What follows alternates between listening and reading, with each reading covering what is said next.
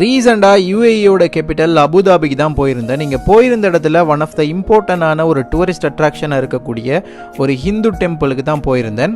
இந்த இடம் பார்த்தீங்கன்னா துபாயிலிருந்து அபுதாபிக்கு என்ட்ரு ஆகிற என்ட்ரன்ஸ்லேயே இருக்கிறதுனால எல்லாராலையுமே ஈஸியாக இந்த இடத்துக்கு வர முடியும். இந்த டெம்பிளோட ஓப்பனிங் செரமனி 2024 தான் நடந்துச்சு. இந்த டெம்பிள் ஓப்பன் பண்ணுறதுக்கு மோடிஜியே வந்திருந்தாருன்னா பார்த்துக்கோங்க.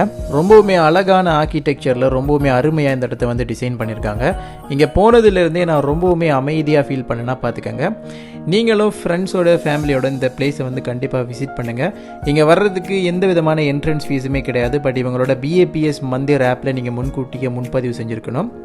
இந்த இடத்துல இருக்கக்கூடிய இந்த ஆர்கிடெக்சர்ஸ் எல்லாமே பார்க்குறதுக்கு ரொம்பவுமே அருமையாக இருக்குன்னு தான் சொல்லுவேன். அது மட்டும் இல்லை, ஹிந்துஸ் வந்து மெடிடேட் பண்ணுறதுக்கு மெடிடேஷன் ஏரியா ஒன்று தனியாக கொடுத்துருந்தாங்க. ப்ளஸ் ஹிந்துஸோட காட்ஸோட சிலைகள் கூட இந்த இடத்துல நிறைய இருந்துச்சு. ஒரு சில ஏரியாஸில் கேமராஸ் அலவுட் கிடையாது.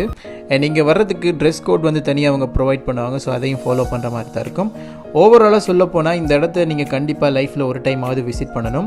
UAE வந்தீங்கன்னா கண்டிப்பாக மிஸ் பண்ணிடாமல் இந்த இடத்த வந்து உங்கள் பக்கெட் லிஸ்ட்டில் சேர்த்துக்கோங்க. இதே மாதிரி இன்னொரு வீடியோவில் சந்திக்கலாம்.